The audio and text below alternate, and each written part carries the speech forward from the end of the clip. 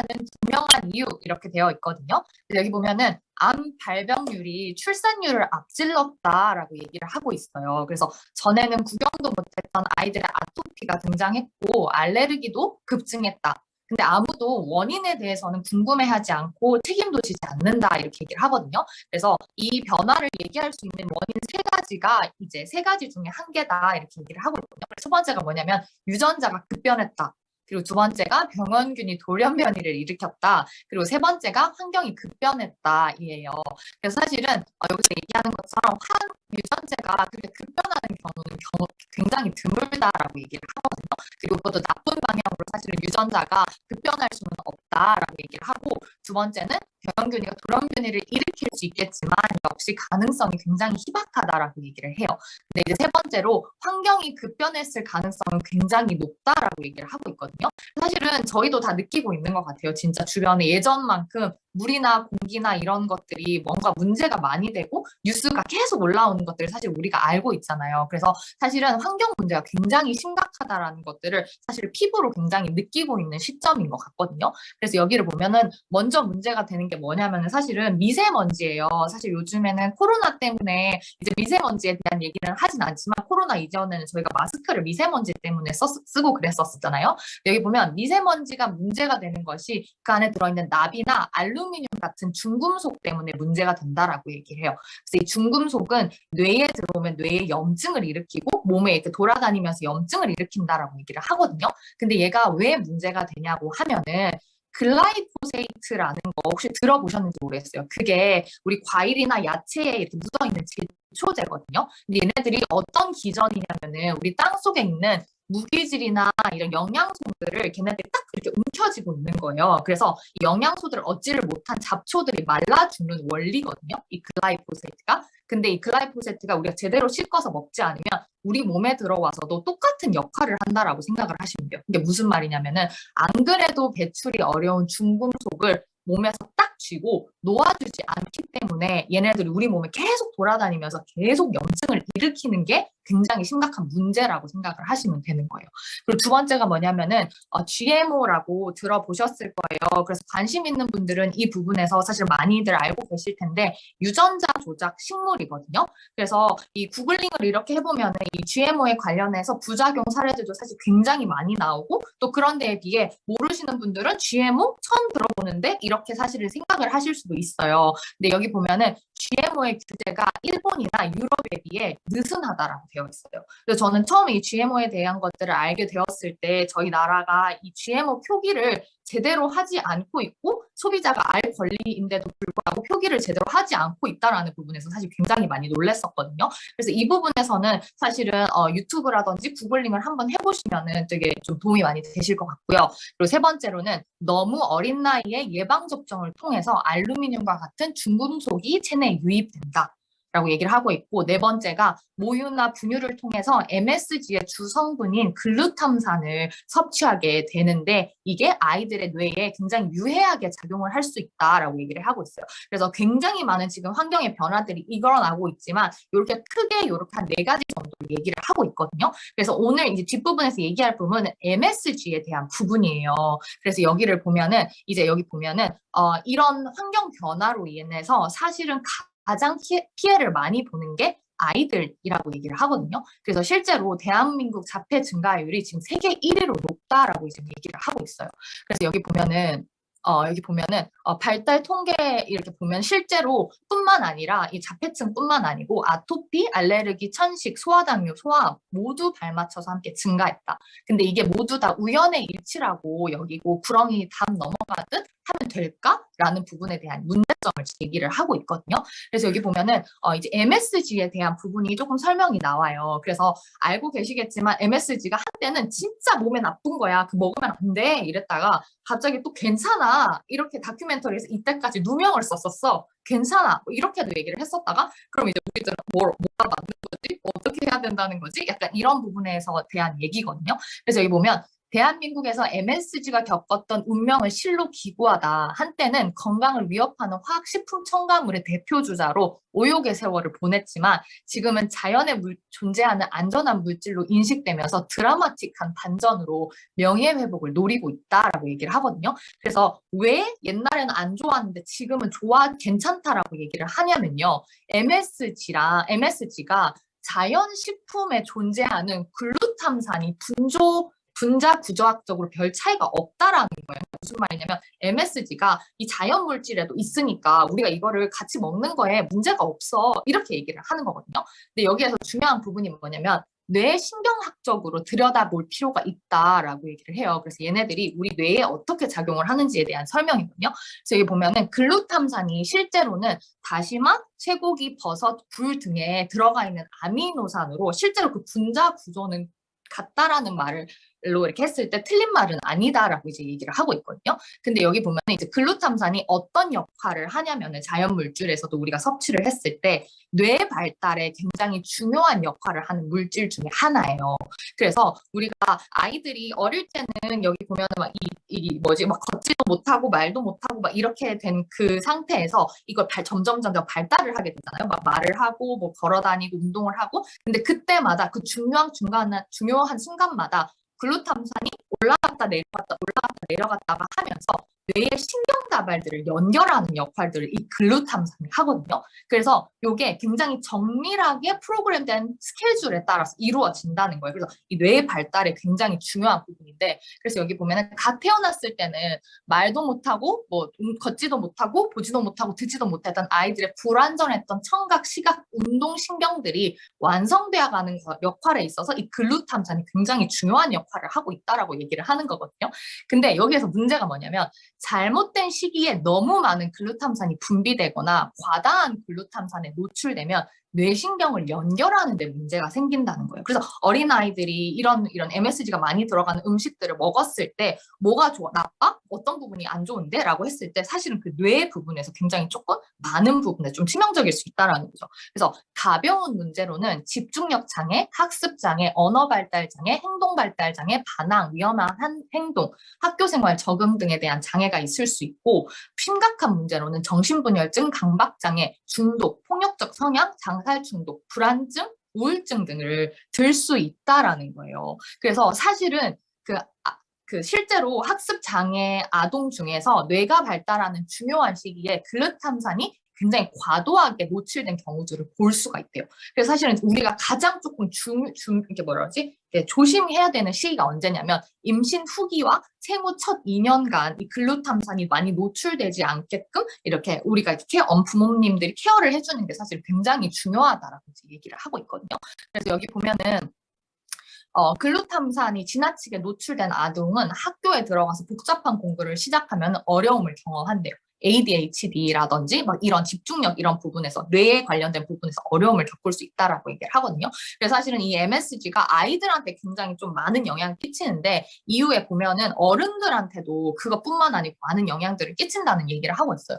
그래서 여기 보면은 뇌에만 문제를 일으키는 게 아니고 몸의 모든 조직과 장기에 영향을 끼친다. 피부, 각막, 간, 췌장, 폐, 소화기관, 근육, 생식기, 신장, 방광, 물론 면역체계에도 글루탐산 수용체가 발견이 되기도 하고 그리고 여기 보면은 글루탐산은 비만의 증가가 원인이 되기도 한다. 그리고 노인들에게는 퇴행성 신경질환을 유발하기도 한다라는 얘기를 하고 있어요. 그러면 우리 몸을 어떻게 보호해야 할까라는 거죠. 그래서 바로 음식이 답이다. 그래서 글루탐산의 섭취를 줄이는 게 당연히 기본이다라는 얘기를 하고 있거든요. 그래서 여기를 보면은 그러면 우리가 MSG를 어떻게 정리하면 좋을까요? 그래서 먹어야 되는 거예요? 안 먹어야 되는 거예요? 라고 물어본다고 하면은 그게 어려운 고민이 아니라는 거예요. 이거는 담배랑 비슷하다는 거예요. 그냥 기호식품으로 좋아하는 사람들은 먹고 좋아하지 않는 사람들 안 먹으면 돼요. 저희도 담배 피고 싶은 분들은 피고 안 피고 싶은 분들은 안 피는 거잖아요. 근데 우리가 여기에서 문제점은 뭐냐면은 아니야 먹어도 돼. 그렇게 오버하지 않아도 돼. 라고 얘기하는 정보의 왜곡만은 막아야 된다라는 거죠. 왜냐면은 우리가 몸이 안 좋은 뭔가 비만이라든지 아니면 대사증후군을 뭔가 겪고 있는 막 여러 가지 문제들을 겪고 있는 사람들한테 아니야, MSG 안전해, 먹어도 돼라고 말하는 거는 사실 굉장히 문제가 있다라는 부분을 얘기를 하는 거라는 거죠. 그래서 이런 부분에서 이제 MSG는 우리가 이제 조금 그렇게 정리를 하면 좋을 것 같고, 두 번째가 이제 환경 호르몬에 대한 부분이에요. 그래서 사실 환경 호르몬이 정말 얘기가 많이 나오는데 그 중에서 이제 가장 좀 많이 우리가 노출되는 게 이 프탈레이트거든요. 그래서 프탈레이트는 뭐냐면은 우리 플라스틱을 말랑말랑하고 유연하게 가공하는 가소제로 사용이 돼요. 근데 얘네들의 또 다른 이름이 뭐냐면은 제노에스트로겐이라거든요. 그래서 얘네들이 우리 몸에 들어오면은 여성 호르몬인 척 연기를 하는 가짜 여성 호르몬이거든요. 그래서 보면은 실제로 에스트로겐은 소를 키울 때 살을 찌우기 위해서 주사하는 호르몬이라는 거예요. 근데 우리가 이 환경 호르몬에 많이 노출됐을 때 이 제노에스트로겐이 여성 호르몬인 척 하다 보니까 당연히 뱃살이 찔 수밖에 없다. 이렇게 얘기를 하고 있거든요. 게다가 영양소와 흡수와 대사를 방해해서 당뇨의 위험을 높이고 에스트로겐과 관련된 암 위험도 증가시킨다.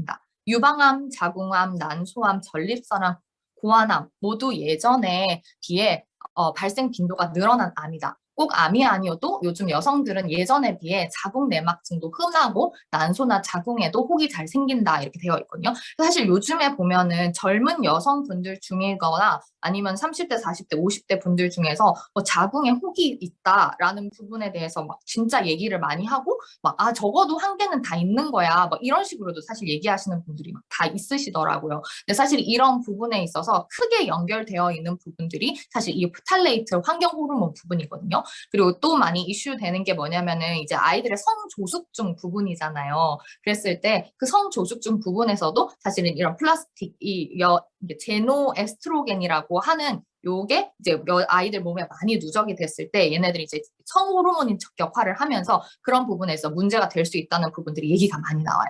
그래서 혹시 그 바디 버든이라는 다큐멘터리 혹시 유튜브에서 보셨는지 모르겠어요. 거기 보면은 어떤 내용이 나오냐면은 생리통 때문에 진짜 고생을 많이 하는 20대, 30대 여자분들이 나오시거든요. 그래서 그분들이 정말 막 생리통 다 어느 정도는 겪고 있지만 그분들은 막 정말 막 일상생활이 불가능할 정도로 정말 막 힘들어하시고 그러는데 그분들이 이제 처방을 받은 게 플라스틱 사용을 완전히 줄이고 이런 과일 야채나 이런 영양소들을 잘 챙겨 먹는 그런 식단을 한 몇 주 동안 유지를 하거든요. 그러고 나서 생리통의 변화를 이렇게 관찰을 하는데 정말 확연하게 좋아지고 생리통이 확 주는 것들이 거기에 나와요. 그래서 사실 그런 것들을 보면은 우리가 막 플라스틱 그게 그렇게 우리 몸에 연관이 있나? 라고 생각을 하지만 그 다큐멘터리를 보면은 생각보다 정말 연관이 많이 되어 있고 이런 통증이나 이런 부분에 연관이 많이 되어 있구나라는 것들을 알 수 있거든요. 그래서 시간이 나시면 그 다큐멘터리도 조금 짧으니까 한번 보시면 좋을 것 같아요.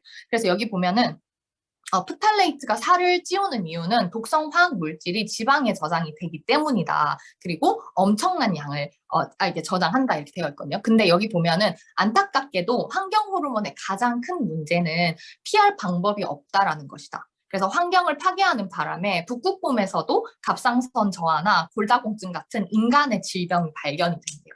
그래서 여기 보면은 여기 보면은 프탈레이트가 어디 들어가 있냐고 하면은 프탈레이트는 식품 첨가물이 아니라 포장 재질에서 온다라고 되어 있거든요. 그래서 플라스틱 물병, 플라스틱 젖병, 음료수 캔, 식품 포장지, 플라스틱 용기를 제조하는 용기, 그리고 여기 보면 스티로폼 컵, 그리고 카펫, 샴푸, 비누, 화장품, 면도젤, 헤어젤, 네일 폴리셔, 매트리스, 벽지, PVC 장판, 장난감, 가구 접시제 이렇게 사용된다라고 얘기되어 있어요. 그래서 이런 얘기를 들으면 이걸 그럼 어떻게 하냐. 우리가 이걸 다 피해서 쓸 수가 없는데 이런 생각이 당연히 들잖아요. 그래서 사실 우리가 이거를 피하자라고 그러니까 이걸 쓰지 마세요라고 말씀을 드리는 게 아니고 지금 우리가 이렇게 많은 곳에서 노출이 되어 있다라는 것을 인정을 해야 되지 않을까라는 부분이에요. 그리고 앞부분에 전 시간에서 얘기를 했던 것처럼 이제는 당연히 안 들어오는 거에서도 어느 정도 제한을 해야 되지만 우리가 이렇게 들어오는 부분에서 어느 정도 일정 부분이 들어오는 건 어쩔 수 없기 때문에 어떻게 해야 걔네들을 잘 배출할 수 있을까? 해독할 수 있을까에 초점이 맞춰져야 된다라는 얘기를 하고 있거든요. 그래서 여기 보면은 일단 아쉬운 대로 환경 호르몬이 들어간 물건을 덜 사용하도록 최대한 노력을 하면서 독소를 배출하는 음식을 섭취하는 것이 좋다라고 이제 얘기를 하고 있어요. 그래서 그것에 필요한 어떤 막 식이섬유라든지 영양소들이라든지 이런 것들을 섭취하는 게 도움이 많이 된다라고 얘기를 하고 있어요. 그래서 여기 보면은 이제 식물 영양소가 에스트로겐의 화합물과 맞서 싸운다 이런 부분에 대해서는 한번 읽어보시면 좋을 것 같아요. 그래서 여기 보면은 세상에 공짜는 없다. 편리함과 풍요로움을 얻는 대신 건강을 내주고 있는 셈이다라고 이렇게 얘기를 하고 있어요.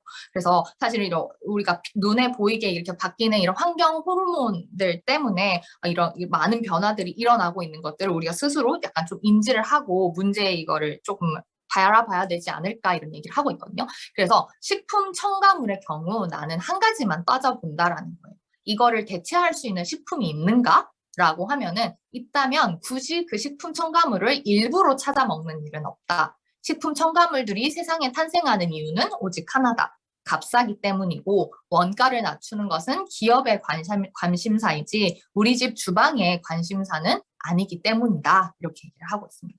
네, 그래서 여기 보면은 그래서 이제 결국 결론은 이거 먹어도 되나? 하면서 좀 애매할 땐 그냥 안 먹는 게 더 현명한 방법이다 이렇게 얘기를 하고 있어요. 네, 그래서 여기 부분에서 이렇게 환경 호르몬이 이렇게 정리가 됐고요. 그리고 오늘 그 챕터부터는 질병에 대한 부분들이 조금 정리가 된다라고 말씀을 드렸잖아요. 그래서 오늘 저번 시간에는 당뇨를 했고 이번에는 그 고혈압에 대한 부분을 진행을 할 거거든요. 그래서 페이지가 163페이지예요. 163페이지에 이제 고혈압 부분인데 여기 마찬가지로 이제 증상에 불과한 숫자에만 집착하지 마라 이렇게 얘기를 하고 있어요.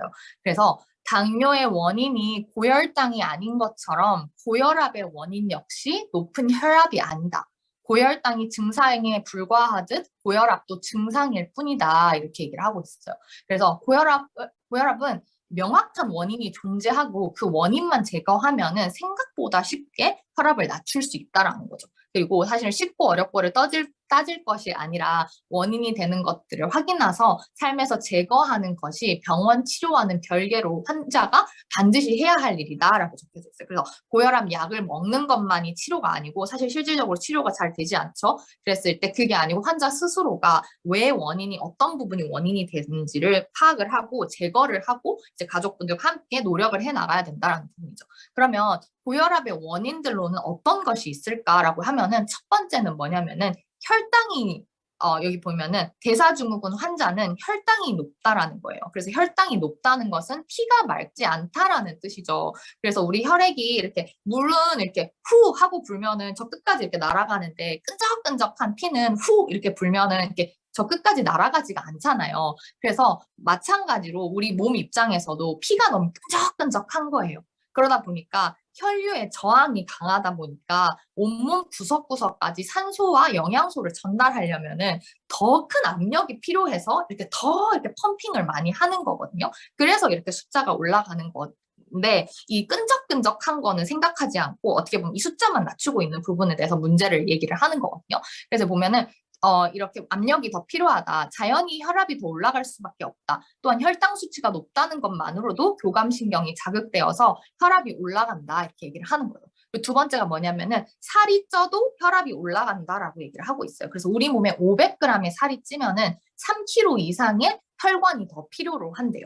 그래서 살이 찌면 사실은 혈압은 더 멀리 많이 보내야 되다 보니까 사실 혈압이 더 올라갈 수밖에 없는 거고 사실 세 번째가 문제가 뭐냐면은 사실은 혈관의 탄력이 잃는 것이 더 문제다라고 얘기를 하고 있거든요. 그래서 혈관에도 근육이 있어서 수축과 이완을 통해서 혈압을 조절을 하거든요. 그래서 다른 근육들과 마찬가지로 훈련을 하면은 오랫동안 튼튼하게 잘 사용할 수 있고 그렇지 않으면 퇴화된다라는 거예요. 근데 운동 부족이잖아요. 그 현대인들이 대부분. 그러다 보니까 나이가 들면서 혈관의 근육들은 거의 기능을 상실한다라고 얘기해요. 우리 몸에 근육이 없어서 우리 몸이 점점 이렇게 축축축축 처지는 것처럼 실질적으로 그 안에 있는 혈관들의 근육은 거의 퇴화가 돼서 기능을 상실한다라고 얘기를 하거든요. 그래서 여기 보면은 나이 들면 이 부분은 근데 사실 어쩔 수 없는 부분이라고 얘기를 해요. 왜냐면 우리 피부가 노화가 되는 것처럼 이런 혈관이 노화가 되는 것. 근데 영양 상태가 안 좋으면 혈관 조직은 더 빨리 탄력을 잃는다는 거예요. 그래서 콜라겐과 비타민 C, 비타민 E, 비타민 K 등이 부족하면 혈관 노화는 더 빨리 진행된다라는 거죠. 그래서 이 탱글탱글함을 잃고 푸석푸석해지듯 이제 혈관 노화가 가속화되면은 이게 결국에는 바로 동맥경화다 이렇게 얘기를 하거든요. 근데 이제 우리들이 여기에서 착각하는 부분이 뭐냐면은 고혈압이 동맥경화를 일으킨다고 거꾸로 알고 있다라는 거예요. 근데 실질적으로 여기를 보면은 고혈압이 동맥경화를 일으키는 게 아니고 동맥경화가 일으켜져서 고혈압이 일어나는 거거든요. 그러니까 이게 무슨 말이냐 여기에서 이제 설명을 좀 드릴 텐데 동맥경화가 없으면 혈압이 높아도 상관이 없대요. 응? 이게 무슨 말이지? 이렇게 하면은 혈관이 건강한 운동선수들 있잖아요. 격렬한 막 운동을 해도 막 180 이렇게 넘어가도 심장마비나 뇌졸중을 걱정하지를 않는다는 거예요. 왜냐면은 단순히 압력 때문에 이게 그냥 막 숫자가 올라가서 터지는 게 아니고 실질적으로는 혈관 상태가 건강하지 않기 때문에 터지는 거거든요. 그래서 내 혈관이 건강하다면 이 혈압이 높아도 사실은 그 터지는 부분에서는 고민하지 않아도 된다라고 얘기를 하는 거거든요. 그래서 다시 정리해드리면 고혈압이 동맥경화를 일으키는 게 아니고 동맥경화가 고혈압을 일으킨다라는 부분이에요. 근데 이게 왜 중요하냐고 하면은 고혈압이 동맥경화를 일으키는 심장마비의 원인으로 보았기 때문에 우리가 혈압을 낮추는 게 중요해라고 생각을 해서 병원에서도 그 숫자 내리는 거 치료를 엄청 집중해서 한 거거든요.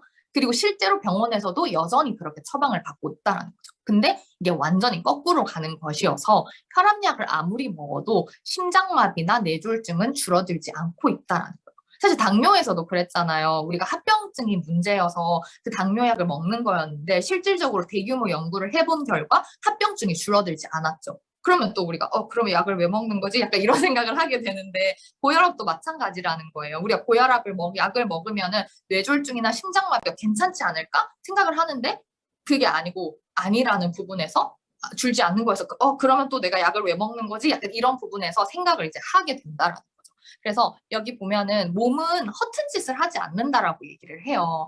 그래서 우리 몸은 정말 살아보겠다고 정말 발악을 하고 있는데 우리 몸이 혈압을 올리는 것은 온몸 구석구석에 피를 보내 산소와 영양소를 공급하겠다는 노력이다. 나이가 들어서 혈압이 올라가는 이유는 심장이 더욱 강해져 피를 세게 내뿜기 때문이 아니다. 그만큼 피 상태가 안 좋고 혈관이 건강하지 않아서 일종의 살겠다는 몸부림을 치고 있는 건데 우리는 그럴 때 오히려 혈압약을 낮추는 약을 먹는다. 이렇게 얘기를 하고 있어요. 그래서 여기 보면은 실상은 이제 막 얘기를 하는 게 이제 혈압이 높은 게 문제가 아니고 결국엔 동맥경화가 문제라는 거죠. 그래서 동맥경화로 인해서 부서져 나오는 혈전이 심장에 막히면은 심장마비가 되는 것이고 뇌에서 막히면은 뇌졸중이 원인이 된다라는 거예요. 그래서 혈압약은 이제 다양한 방법으로 이제 혈압의 숫자를 떨어뜨리거든요. 근데 대표적인 방법이 심장 근육을 못 뛰게 막는 거라는 거예요. 저는 이거 조금 놀랐어요. 네. 심장 근육이 약하면은 혈압이 당연히 떨어지는 건데. 근데 이게 진짜 우리 몸에 좋을까라는 생각이 저도 들더라고요. 그래서 여기 보면은 심장이 마음껏 뛰지 못하게 거대한 집게로 심장을 집어넣는 것과 다를 바 없다. 심장에 더 무리가 가고 서서히 심장을 죽이는 행위나 다름이 없다. 근데 이런 거를 모른 채 대부분의 환자들이 병원에서 주는 혈압약을 깜빡 잊고 안 먹으면 당장 큰일 나는 줄 알고 막 불안감에 휩싸인다는 거예요. 막 뭔가 눈에 안압이 올라오는 것 같아. 어떻게 약을 못 챙겨 먹었어? 이렇게 하면서 엄청 불안해 한다라는 거죠. 근데 아이러니하게도 뭔가 과다한 탄수화물을 먹었다고 해서 걱정하는 환자는 본 적이 없다. 약만 열심히 챙겨 먹지 막상 더 중요한 것들은 관심이 없다라고 이제 얘기를 하고 있어요. 그래서 여기 보면은 한 사례가 나오거든요. 근데 저는 이거 보면서 되게 좀 신기하다고 생각을 했었는데 90대 할머니가 이제 어지러워서 쓰러지신 거예요. 근데 이분이 고혈압 환자셨거든요. 근데 고혈압 환자가 저혈압 증상 때문에 쓰러지신 거예요. 그래서 의사가 이제 왜 쓰러졌나 이렇게 얘기를 하면은 너무 혈압약이 세서 이제 이 숫자를 떨어뜨리다 보니까 저혈압이 되어서 이제 쓰러지신 것 같아요. 이렇게 얘기를 한 거예요. 근데 실제적으로 간호사분이 혈압을 재보니까 145에 110이었거든요. 그럼 사실은 여전히 저혈압이 아니잖아요. 고혈압이잖아요. 근데 실질적으로 이 할머니의 경우에는 160 정도는 되어야 정상적인 혈액순환이 가능한 상태거든요. 근데 혈압약 때문에 145에서 110으로 이제 나오니까 이 할머니 입장에서 저혈압인 거예요. 그러니까 160 정도는 되어야 온몸에 피를 돌릴 수가 있는데 약으로 억지로 140 이렇게 떨어뜨려 놓으니까 정상적으로 혈액이 되지 않아서 할머니가 어지러워서 쓰러졌다라는 거예요. 그래서 여기 보면은 이 모두가 똑같이 120에 80 혈압에 맞추는 시도가 어딜 봐서 과학적인가. 노인들의 혈압을 억지로 낮춰놓은 결과 뇌에 산소와 영양소 공급이 부족해져서 치매만 늘어났다. 이렇게 얘기를 하고 있거든요. 그래서 실질적으로 그 혈액순환이 되어야 되는 부분에 혈액순환이 못 되고 있을 수도 있겠네? 약간 이런 저는 생각이 들더라고요. 그래서 여기 보면은, 고혈압 환자의 95%는 1차성 고혈압이라고 얘기를 하거든요. 그러니까 2차성 고혈압은 조금 다른 문제거든요. 신장 문제라든지 아니면 갑상선 문제라든지 다른 부분 때문에 이제 혈압을 오르는 걸 말하고 1차성 고혈압은 뭐 때문에 오르냐면 별 이유 없이 혈압이 오르는 증상을 얘기를 한다. 이제 얘기를 하고 있어요. 그래서 여기 보면은, 이제 이렇게 막 얘기를 하면은 어떤 분들은 막 이렇게도 얘기를 하시더라고요. 아, 고혈압은 가족력이어서 우리 가족들은 다 고혈압이 있어요. 어쩔 수 없어요. 이렇게 얘기하시는 분들도 있는데 유전의 원인이 이제 원인이 아니라 위험 인자일 뿐이다. 이렇게 얘기를 하고 있거든요. 그래서 가족 중에 고혈압 환자가 있다면 모든 것을 운명으로 받아들이고 포기하라는 뜻이 아니다. 가족이 모두 같은 병을 앓는다는 것은 비슷한 환경에서 생활을 했기 때문이지 타고난 유전자 탓이 아니라는 것을 기억해야 한다. 그러면 방법은 명확해진다. 동맥경화의 진행을 막아서 혈관을 튼튼하게 해주고 피를 맑게 해주면 고혈압은 개선될 수 있다라고 얘기를 하는 거거든요. 근데 사실 뭐 말처럼 쉽지는 않아요. 근데 음식이 원인이 되었으니 음식부터 점검을 해야 된다라고 얘기를 하거든요. 그래서 고혈압 환자들에게 혈압을 낮추기 위해서 시도해 볼 만한 가장 저렴하고 효과적인 방법이 간헐적 단식과 탄수화물 제한식, 그리고 질 좋은 수면이라고 얘기를 하거든요. 그래서 사실은 저도 이제 주변에서 이제 고혈압이나 막 당뇨 있으신 분들 이제 막 디톡스를 이렇게 진행을 해보면 생각보다 굉장히 빠르게 그 수치들이 개선이 되는 것들을 볼 수가 있거든요. 그리고 그분들 스스로도 되게 놀라세요. 이렇게 쉽게 떨어질 수 있는 거였어? 이렇게 하면서 되게 놀라시거든요. 그래서 실질적으로 약은 뭐 당연히 같이 병행을 하더라도 이런 간헐적 단식과 탄수화물 제한식 그리고 질 좋은 수면은 사실 무조건 같이 병행이 되어야 된다라는 부분을 이제 얘기를 하고 있는 거예요. 그래서 여기 보면은 이제 어떤 것들이 도움이 되냐 이렇게 하면은 여기 뭐 칼슘이나 마그네슘, 뭐 비타민 E라든지 비타민 C 뭐 이런 부분에 대한 이야기들이 나오는데 읽어보시면 좋을 것 같고 여기 보면은 현대의학이 오랜 기간 혈압이라는 숫자에만 매달려 온 결과 혈압약 시장만 팽창을 했다. 다양한 종류의 혈압약만 늘어났다. 당연히 혈압약으로 인한 부작용도 함께 늘어났다. 대표적인 것이 역류성 식도염과 치매 그리고 관절염이다. 반면 혈압약을 통해 예방하고자 하는 심장마비나 뇌졸중은 줄지 않았다. 뇌출혈은 줄었지만 뇌경색은 증가했다. 그러니까 뇌경색은 증가했다. 그러니까 사망률은 줄어들었지만 응급조치와 대응이 발전했기 때문이지 그것은 혈압약 때문이 아니다. 이제 이렇게 얘기를 하고 있어요. 그래서 우리가 이 약을 먹는 것이 이런 아까 뇌출혈이나 심장마비를 줄이지 못했고 우리가 실질적으로 뇌출혈에 대한 부분에서는 응급조치나 대응이 굉장히 현대의학이 굉장히 좋아졌기 때문에 이런 부분은 줄었지만 뇌경색 막혀버리는 거는 사실 그렇게 뭐가 개선되지 못했다라고 얘기를 하거든요. 그래서 이제 뒷부분에 나오는 게 콜레스테롤 이론이에요. 그래서 막 콜레스테롤 먹으면 안 돼, 콜레스테롤 뭐 수치 높으면 안 돼, 이런 얘기 들어보셨을 거거든요. 그래서 그 부분은 제가 다음 시간에 이 심장마비랑 이런 부분에 대해서 얘기를 드리고 지금 제가 오늘 여기 보면은 그 백신에 대한 부분만 잠깐 빠르게 진행을 하고 오늘 좀 마무리를 할게요. 그래서 오늘 3가지 챕터를 진행하다 보니까 조금 긴데 이해해 주시면 감사할 것 같아요. 그래서 여기 보면은 요즘에 백신에 대한 이야기가 진짜 많잖아요. 맞아야 되나 안 맞아야 되나 뭐 부작용이 있네 없네 이런 얘기가 굉장히 많은데 일단 여기 보면 페이지는 몇 페이지죠? 308페이지입니다. 그래서 여기 보면은 백신에 관한 논쟁은 늘 격렬하대요. 그래서 현직 의사나 수련의들조차도 이성을 읽고 흥분하는 경우들이 굉장히 자주 본다라고 얘기를 하거든요. 그러니까 의사분들끼리도 전문의들끼리도 말이 많다라는 얘기예요. 그래서 이유가 뭐냐면은 하나는 전염병이라는 공포심을 작용을 한다는 것이고 두 번째는 거대한 이권과 관련이 되어 있다라는 거예요. 그래서 소비자들이 의문조차 품지 못하게 막아야만 하는 세력이 존재한다는 거죠. 그래서 사실은 뭐 백신은 그 많은 역할들을 했어요. 그래서 뭔가 수많은 질병과 싸우면서 어려운 시간들을 보내면서 그 감염성 질환들을 정복하는데 백신의 공로가 가장 컸다라는 부분에서 흔들리지 않는 믿음이 존재한다는 거예요. 그러다 보니까 당연히 백신을 맞아야지. 어떻게 백신을 안 맞는다고 생각할 수 있어? 이런 어떤 얘기들이 있는데 이런 그 부분에 대해서는 이야기를 하고 있거든요. 그래서 여기 보면 대다수의 의사들이 백신이 안전하고 효과가 있으며 인류의 건강을 위해 꼭 필요하다고 하지 않는가? 백신에 대한 입장은 미국 소아과학회나 대한소아과학회나 모두 별반 차이가 없다. 백신에 관한 가장 전문가인 의사와 그들이 속한 학회가 나서서 지지하고 각 국가의 보건당국과 HW 같은 국제기관이 백신의 안전성의 효과를 보장하는데 이쯤 되면 믿어도 되지 않을까? 라고 이제 얘기를 하는 거죠. 근데 이제 여기에서 중요한 부분이 뭐냐면 의사들이 백신 전문가가 아니라는 사실이에요. 그러니까 이게 무슨 말이냐고 하면은 백신과 면역학은 별개의 학문이다 이렇게 얘기를 하거든요. 그래서 해부학, 생리학, 양리학 등 의대 과정에서 교과서들을 모두 합치면 6,000페이지가 훌쩍 넘어가서 의대생들은 이 방대한 양들을 다 공부를 하고 하거든요. 근데 그 중에서 백신이 언급되는 역학, 면역학, 미생물학은 다 합쳐도 백신에 관련된 내용은 20여 페이지에 사실 불과하다라고 얘기를 해요. 그래서 비율적으로 전문가다라고 하기엔 너무 작다라는 거죠. 그래서 의사라는 지위를 내세워서 백신 전문가 행세를 하기에는 민망한 수준이다 이렇게 얘기를 하고 있어요. 그래서 그리고 만약에 내가 의사이면서 백신 전문가라고 하면은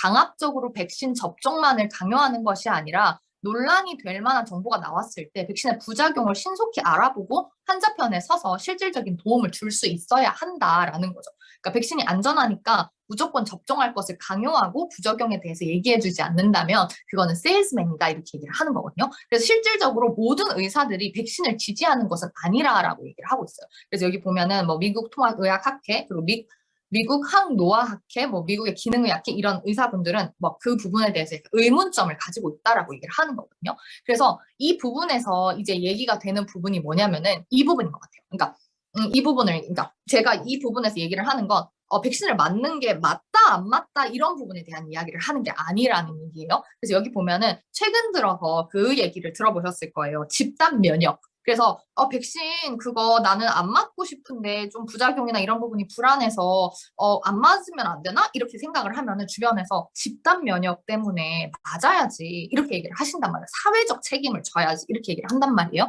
그래서 여기 보면은 그런 개념이 대두가 되면서 회의를 느끼는 이들을 궁지로 몰고 있다라고 얘기를 해요. 그래서 국가 접종 스케줄에 순응해서 백신을 접종받은 대부분의 사람들은 뭔가 이렇게 그러니까 뭔가 지연을 하거나 안 맞을래 이러면 왜? 왜 안 맞지? 코로나 뭐 이렇게 하면서 이런 문제들이 된다는 거예요. 근데 여기 보면은 그러니까 근데 여기 부분에서 문제가 뭐냐면은 이거에서 맞다 안 맞다가 아니고 소비자 입장에서 나는 더 안전한 백신을 원해요. 그리고 더 안전한 백신 정책을 원해요라고 얘기하는 소비자들의 의견이 묵살되면 안 된다라는 얘기를 더 메인으로 하고 있는 거거든요. 이건 사회적으로 도움이 되지 않는다라고 얘기를 하는 거예요. 근데 우리가 뭔가 예전에 언제인지 모르겠는데 가수 성시경이 우리 한국 사람들 너무 말을 잘 들어서 백신 맞으라 그러니까 막 줄 서서 맞는다 뭐 이런 얘기를 했다가 막 엄청 욕을 먹고 막 난리가 났었던 적이 있었잖아요. 그런 부분에서 이런 얘기인 것 같아요. 그러니까 우리가 백신에 대해서 의심을 내비치거나 질문을 하는 것조차만으로도 이상한 사람을 취급을 받는다는 거 잘못됐다는 거예요. 근데 그게 왜냐면 당연히 우린 소비자 입장에서 내 건강과 내 가족의 건강들을 위해서 이거 안전한가? 라는 부분은 당연히 퀘션을 던질 수 있는 건데 그것조차 던질 수 없다고? 이건 말이 안 된다는 거예요. 근데 그것의 중심에 있는 게 이 집단 면역이라는 거죠. 근데 여기에서 전 이거 읽으면서 놀랐어요. 결론부터 말하자면 집단 최면만 존재할 뿐 집단 면역은 없대요. 그래서 무슨 말이냐면 지금 백신을 통해서 집단 면역을 이룬다는 게 불가능하다라고 얘기를 하거든요. 그래서 뭐냐면 집단 면역의 정의는 이거예요. 질병의 유행과 만연 방지를 위한 집단을 대상으로 예방 접종을 하고 집단으로서의 면역 정도를 높이는 것을 집단 면역이라고 한다는 거죠. 그러니까 95% 정도가 홍역 백신을 접종을 받으면 집단 면역이 발생해서 백신을 접종받을 수 없는 연약한 개체까지 우리가 보호하자라는 거거든요. 근데 여기 보면은 왜 만들어지지 않느냐라는 부분에서 얘기를 하면은 이 집단 면역에서 가장 좋은 이그젬플로 나오는 게 2014년 디즈니 혼역 사태예요. 혼역 사태. 그래서 뭐냐면 캘리포니아에 다 이 홍역에 대한 그 백신들을 다 맞았는데 안 맞는 사람들이 생기면서 이 집단 면역이 사라졌다라고 얘기하는 예시거든요. 그래서 여기 보면은 근데 아이러니하게 혼역이야말로 백신 프로그램이 집단 면역을 망쳐놓은 대표적인 사례래요. 그러니까 무슨 말이냐면은 처음에는 55% 접종률이 제한이 됐었거든요. 근데 효과가 없는 거예요. 뭐 백신 문제가 또 병에 걸리는 거예요. 그러다 보니까 75%를 올렸어요. 그러니까 효과가 없으니까 85%를 올렸어요. 근데 효과가 없어서 95%까지 올렸거든요. 근데 그래서 최근에는 99%까지 맞춰야 된다 이런 얘기를 하고 있대요. 근데 놀랍게도 이 99%의 접종률을 자랑하는 나라가 있어요. 중국. 근데도 여전히 홍역이 발생하고 있다라는 거예요. 그래서 왜 그러냐 하면은 집단 면역은 사실은 자연 감염을 설명하는 단어래요. 그러니까 이거 백신을 통해서 집단 면역이 생기는 게 아니고 자연으로 걸려서 생긴 사람들로 인해서 생기는 게 집단 면역이라는 거거든요. 그래서 자연 감염의 경우 모체에서 자녀에게로 이어지는 평생 면역을 제공하기 때문에 집단에서 질병이 도태되어 사라지는 것이 가능하다. 하지만 백신에 의한 면역은 다르다. 그래서 여기 보면은 백신으로는 단기 면역만 형성하고 평생 면역력을 이루지 못한 결과다. 그래서 평생 면역을 갖춘 엄마가 없다 보니 자녀에게 면역력을 전달해주지 못하고 모두 백신에 의존할 수밖에 없다는 거예요. 그래서 백신에 의한 진퇴양난에 빠졌다는 거죠. 이게 무슨 말이냐면은 우리가 모두가 다 백신을 맞기 시작하니까 모두가 이거에 대한 어떤 항체가 없는 거예요. 그러니까 당연히 우리 아이들한테도 줄 수가 없고 백신을 맞은 나는 시간이 지나면서 그 백신에 대한 그것들이 사라지면서 또 이제 또 맞아야 되는 상황이에요. 그래서 모두가 백신을 계속 맞아야 되는 그런 상황에 우리가 빠졌다라는 얘기를 하고 있어요. 그래서 여기 보면은 그래서 여기 보면 이 부분만 얘기를 하고 제가 마무리를 할 건데요. 왜 그러냐고 하면은 백신으로 인한 이런 항체는 여기를 보면은 근육 주사를 해서 항체를 생성을 해요. 그러니까 우리가 주사를 맞아서 근육에 바로 넣어서 우리가 백신을 맞잖아요. 근데 실질적으로 생각해 보면 일반적으로 바이러스는 근육을 통해서 감염이 되는 것이 아니라 정상적인 그 환경에서는 여기 보면 입이나 콧구멍 아니면 성기와 같은 구멍 그런 점막 부분에서 사실은 이게 감염이 돼서 근육으로 들어온다라는 거예요. 그래서 사실은 우리가 여기 그런 부분 그 얘기 들어보셨잖아요. 유산균이 중요한 이유가 점막과 유산균이 외부 바이러스로부터 우리 몸을 지키는 1차 방어선이고 80%의 면역이 여기에 집결이 되어 있는 거예요. 근데 얘네들을 피하고 백신은 바로 근육으로 들어온다라는 거예요. 그러니까 바로 이렇게 들어오다 보니까 이게 문제가 뭐냐면은 점액성 항체는 만들어지지 못하고 70%, 80%의 면역이 있는 그 부분의 항체는 만들지 못하고 혈액 항체, 20%, 30%가 있는 혈액 항체만 만들어지는 거기 때문에 자연적 면역력이랑은 큰 차이가 난다라는 거예요. 그래서 면역은 그때도 말했지만 항원 항체 반응에 그치는 게 아니고 훨씬 더 복잡한 미생물, 장내 환경, 내부 환경 이런 걸 다 통틀어서 면역이라는 거죠. 그래서 이제 마무리를 하면은 백신에 대한 부분에서 아까도 얘기했지만 뭐 이거는 맞고 안 맞고 이런 얘기를 하는 게 아니에요. 그런 얘기를 하는 게 아니고 우리가 소비자 입장에서 불안하다고 느끼면 그 불안하다고 느끼는 걸 들어줘야 된다라는 게 맞다라는 거죠. 그래서 우리가 이 항체만을 의존하는 것이 아니라 나의 내부 면역을 그 점막 이런 것들을 건강하게 만드는 그런 것들을 통칭해서 다 면역이라고 이제 얘기를 하는 부분에서 나와 내 가족들을 위해서 이제 그런 부분에 대해서 이렇게 면역 관리를 해야 된다라는 부분인 거죠. 그래서 실질적으로 미국과 유럽에서는 예방 접종률이 하락하는 추세래요. 그래서 아이들한테 뭐가 이렇게 안 맞힐래요 하는 그런 것 부모들이 굉장히 많이 늘어나고 있다라고 얘기를